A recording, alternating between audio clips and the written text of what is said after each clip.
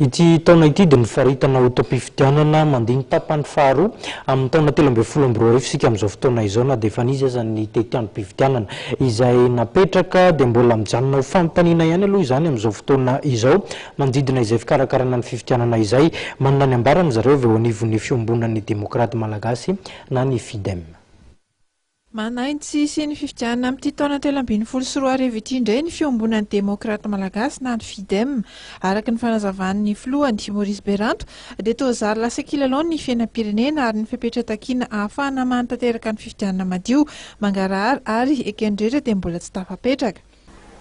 Atao ny tondrozotra, tsy narahana ny tondrozotra, narahana ampahany fotsiny dia samy manao izay saim-patany rehetra. Zao dia misy nasorona indray ny mpikambanao amin'ny CST. Tsy fantatro moa na CST fotsiny na misy CT koa.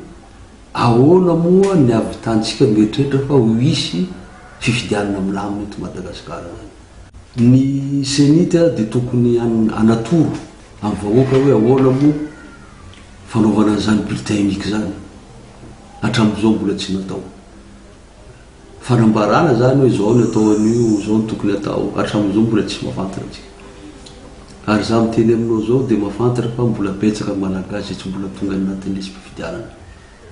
Ahoana moa zany ny avitantsika mieritreritra fa misy fifidianana mangarahara, misy fifidianana mendrika, misy fifidianana zay teraka valy no ekeny rehetra eto. Farany dia farany ahoana zareo any amin'ny faritra misy an'ireo menabila any.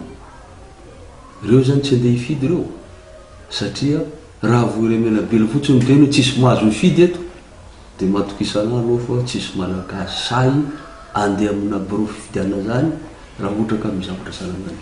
Dikan'izany nafandriam-pahalemana raha tsy mbola mipetraka.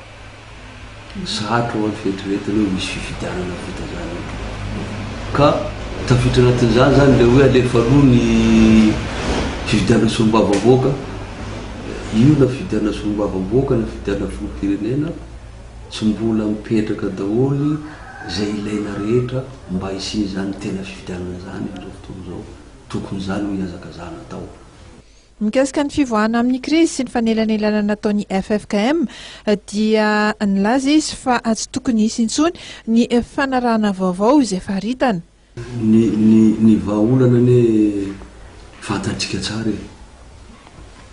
Tsy maintsy misy hery mampanatanteraka force exécutoire. Rehefa misy zavatra ny arahana ny tapahana dia tsy maintsy atao. Zany ny tsisy teto. Tsaroviko aminareo fa janoary taona 2010 no masizafo izay nisy aty eo aloha nanotritra tany amin'ny sadek nitaky hoe asianareo force exécutoire eto fa raha tsy zany tsy zavatra vita eto satria zavatra ataonao soni androany rahampitso ianao ihany tsy manaraka azy intsony. Namafisin'ny filohan'ny FIDEM fa mandia fotoan-tsarotra ny firenena ahafahana mivoaka amin'ny krizy ary tsy hiverena an-dalana indray dia anisan'ny sosokevitra omeny ny tokony izoroan'ny miaramila izay tandroka novozona ho herim-panatanteraka ny fanatanterahana izay efa nosoavin'ny mpanao politika.